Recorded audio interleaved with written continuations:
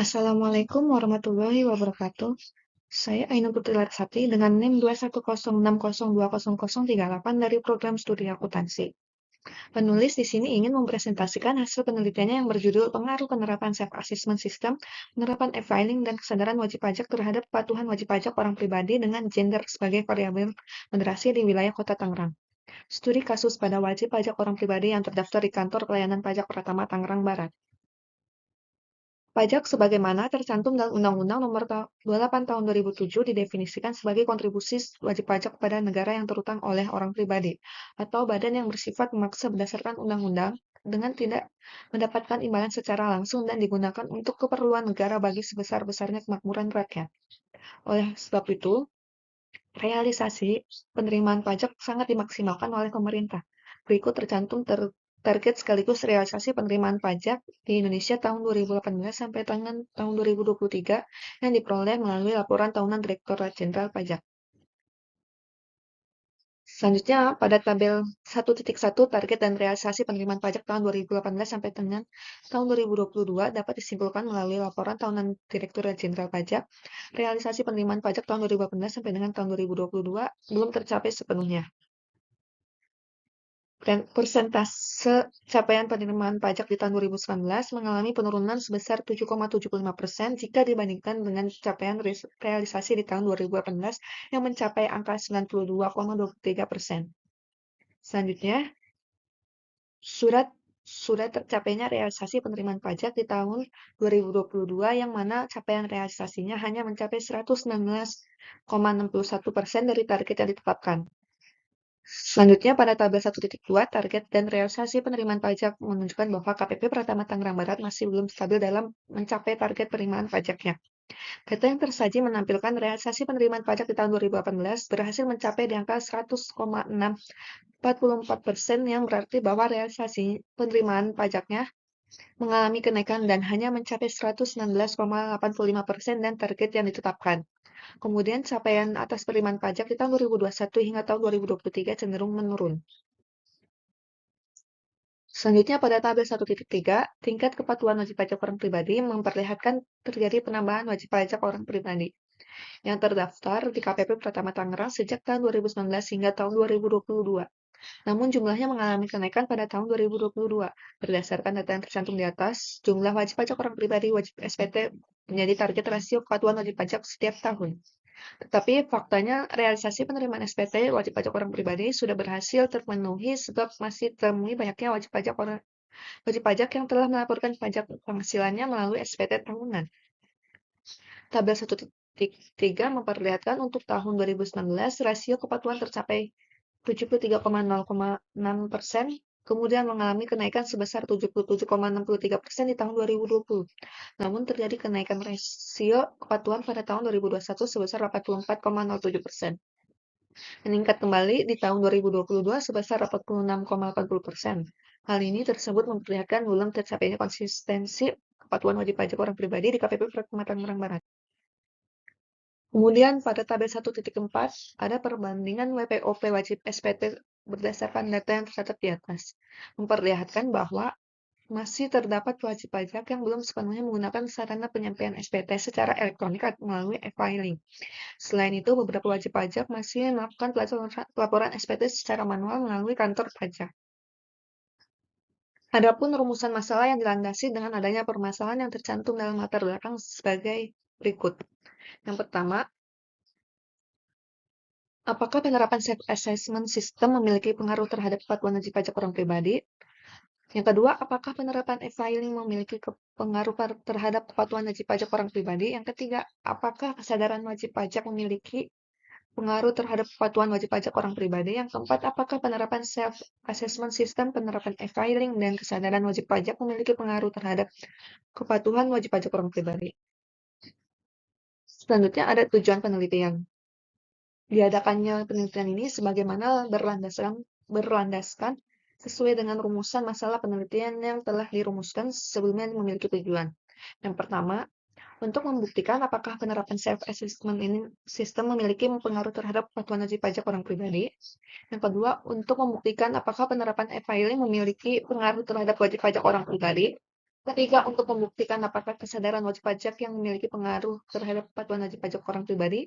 Yang keempat, untuk membuktikan apakah penerapan self-assessment sistem, penerapan e-filing, dan kesadaran wajib pajak memiliki pengaruh terhadap kepatuhan wajib pajak orang pribadi. Kemudian di sini ada manfaat penelitian. Yang pertama, ada manfaat teoritis dan manfaat praktis. Kalau manfaat teoritis, riset ini diharapkan mampu mendatangkan manfaat secara teoritis mengenai pengaruh penerapan self-assessment system, penerapan e-filing, dan kesadaran wajib pajak terhadap kepatuhan wajib pajak, dan hasil penelitian ini nantinya mampu memberikan referensi literatur bagi periset berikutnya yang akan membahas topik penelitian serupa. Nah, kalau manfaat praktis ini, hasil riset ini dapat diharapkan mampu mendatangkan manfaat praktis bagi pembaca mengenai dampak adanya penerapan self-assessment system, penerapan e-filing, dan kesadaran wajib pajak terhadap kepatuhan wajib pajak, serta dapat dijadikan sebagai penambah wawasan bagi pembaca yang ingin mengetahui faktor-faktor yang mempengaruhi kepatuhan wajib pajak. Temukan penelitian ini juga dapat dijadikan sebagai kajian evaluasi bagi kantor pelayanan pajak yang menjadi tempat penelitian terkait upaya peningkatan kepatuhan wajib pajak. Kemudian di bab selanjutnya ada kajian pustaka. Teori yang pertama adalah tentang kepatuhan wajib pajak.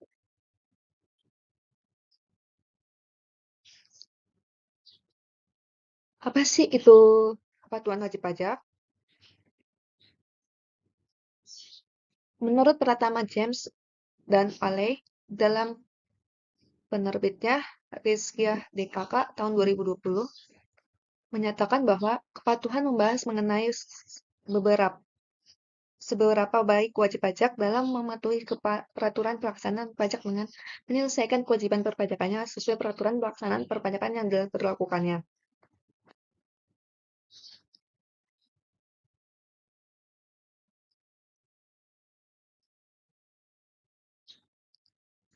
Nah, yang poin kedua itu self-assessment system.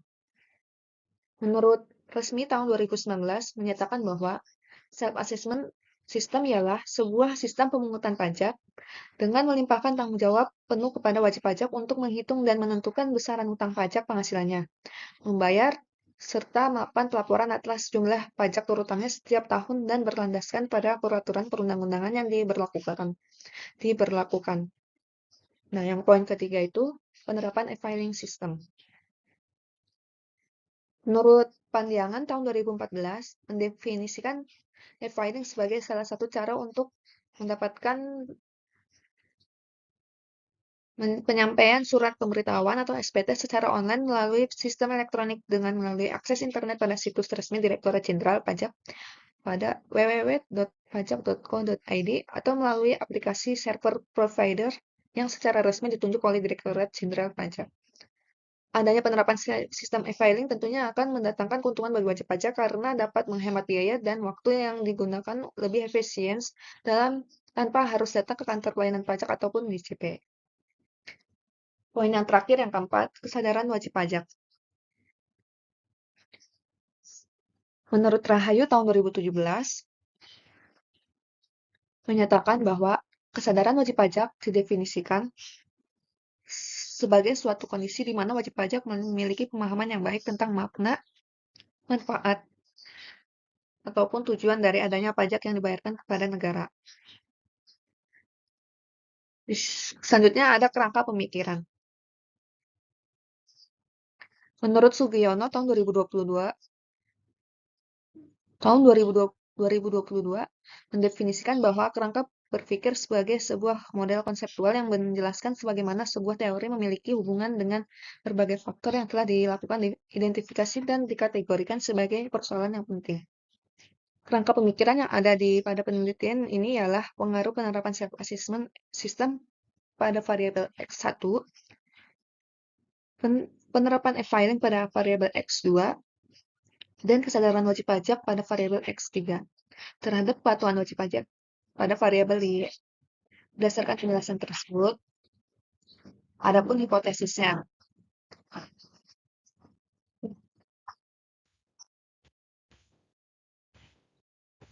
Hipotesisnya, HA2 pada penerapan e-filing berpengaruh secara parsial terhadap kepatuhan wajib pajak. HO2 penerapan e-filing tidak berpengaruh secara parsial terhadap kepatuhan wajib pajak.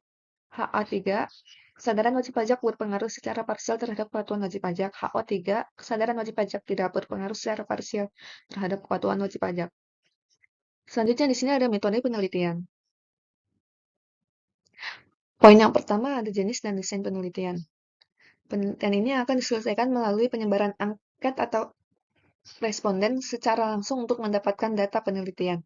Yang poin kedua, populasi dan sampel. WP yang terdaftar di kantor pelayanan pajak Pratama Tangerang. Yang ketiga, tempat dan penelitian di kantor pajak pelayanan Pratama Tangerang Barat. Kemudian selanjutnya ada teknik analisis data. Menurut Sugiono, analisis data yaitu proses yang dilaksanakan setelah data yang didapatkan dari seluruh responden telah terkumpul. Teknik analisis data untuk menguji seluruh hipotesis yang diajukan pada riset ini ialah teknik analisis data statistik dengan memakai analisis regresi linear dan berganda dengan melakukan analisis pada uji T atau parsial dan uji F simultan serta uji koefisiens determinasi. Yang poin pertama, data statistik deskriptif. Menurut Sugiono, tahun 2022, analisis data statistik deskriptif dipakai dalam melakukan analisis data dengan cara menjelaskan atau menganalisis data yang telah berhasil dikumpulkan dengan cara mendeskripsikan data dengan apa adanya tanpa berusaha untuk menarik kesimpulan atau melakukan generalisasi yang lebih luas. Kalau poin yang kedua, data statistik inferensial. Masih sama penerbitnya, yaitu menurut Sugiono tahun 2022, analisis data statistik inferensial merupakan metode analisis statistik yang dipergunakan dengan dilakukannya analisis data dan sampel dilakukan penarikan kesimpulan. Poin yang A, uji asumsi klasik. Menurut Ghazali tahun 2018 berpendapat uji normalitas dapat dideteksi melalui uji statistik non-parametric, Kolmogorov, Smirnov, dan dengan melihat grafik normal probability plot. Data dapat dilakukan lolos normalitas apabila hasil uji tersebut disajikan menunjukkan nilai signifikansi di atas 0,05. Sebaliknya, apabila nilai signifikasi lebih di bawah 0,05, artinya data tersebut tidak mampu memenuhi asumsi normalitas. Poin yang 1.1, uji multikolinearitas. Menurut Santoso tahun 2017 berpendapat bahwa adanya tujuan dilakukan sebuah uji multikolinearitas dilakukan adalah untuk mengetahui apakah variabel bebas yang saling berkorelasi satu sama lain. Model regresi yang baik ialah ketika sebuah model regresi memiliki variabel bebas yang tidak saling berkorelasi satu sama lain. Selanjutnya yang uji heteroskedasitas. Menurut Ghazali tahun 2018 berpendapat tujuan diperlukannya uji heteroskedasitas yakni untuk mengetahui apakah ditemukan ketidaksamaan, varians, dan residual satu sama lain pengamatan ke pengamatan lain pada sebuah model regresi. Yang poin B, uji korelasi berganda. Menurut Sugiono tahun 2022, dalam bukunya berpendapat bahwa dilakukan uji korelasi berganda adalah untuk menguji hipotesis terkait hubungan antara variabel bebas yang berjumlah 2 atau dengan satu variabel independen.